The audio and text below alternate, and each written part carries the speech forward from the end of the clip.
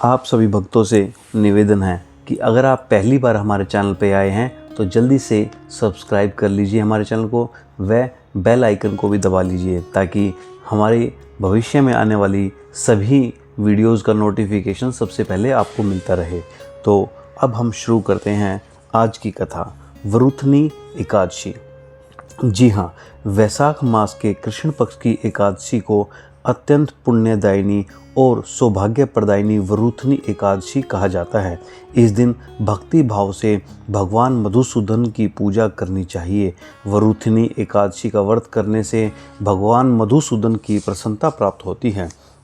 भगवान मधुसूदन की प्रसन्नता से संपूर्ण पापों का नाश होता है और सुख सौभाग्य की वृद्धि होती है।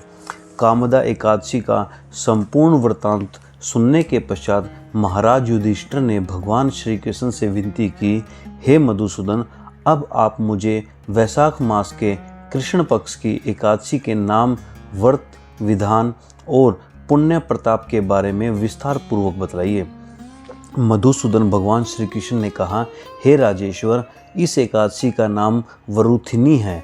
यह सौभाग्य देने वाली, सब पापों को नष्ट करने वाली तथा अंत में मोक्ष देने वाली है।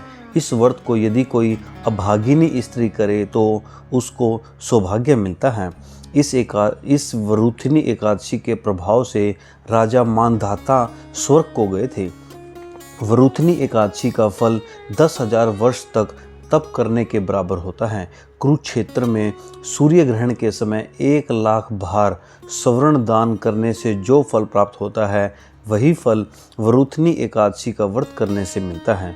वरुथनी एकादशी के व्रत को करने से मनुष्य इस लोक में सुख भोग कर परलोक में स्वर्ग को प्राप्त होता है।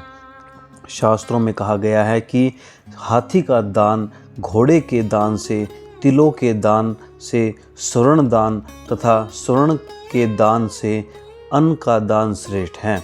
अन्न दान के बराबर कोई दान नहीं है। अन्न दान से देवता, पितर और मनुष्य तीनों तृप्त हो जाते हैं।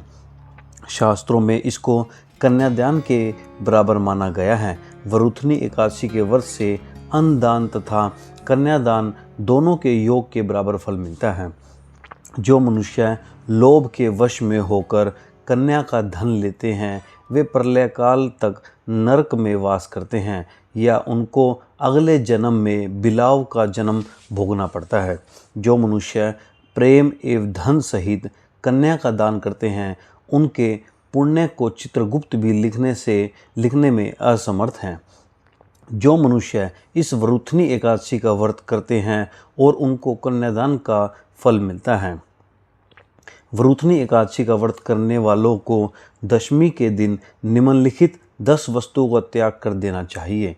कांसे के बर्तन में भोजन करना, मांस, मसूर की दाल, चना, कोदो, साग, मधु या शहद, दूसरे का अन्न, दूसरी बार भोजन करना एवं स्त्री प्रसंग।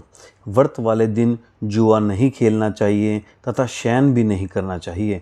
उस दिन पान खाना, दातुन करना, दूसरे की निंदा करना तथा चुगली करना एवं पापी मनुष्यों के साथ बातचीत करना सब त्याग देना चाहिए। उस दिन क्रोध तथा मिथ्या भाषण भी नहीं करना चाहिए। हे राजन, जो मनुष्य विधिवत इस एकादशी का व्रत करते हैं, उनको स्वर्गलोक की प्राप्ति होती है। अतः प्रत्येक मनुष्य को यह व्रत अवश्य करना चाहिए तथा पापों से डरना चाहिए। इस व्रत के महात्म्य को पढ़ने तथा सुनने मात्र से 1,000 गोदान का फल मिलता है। इसका फल गंगा स्नान के फल से भी अधिक है।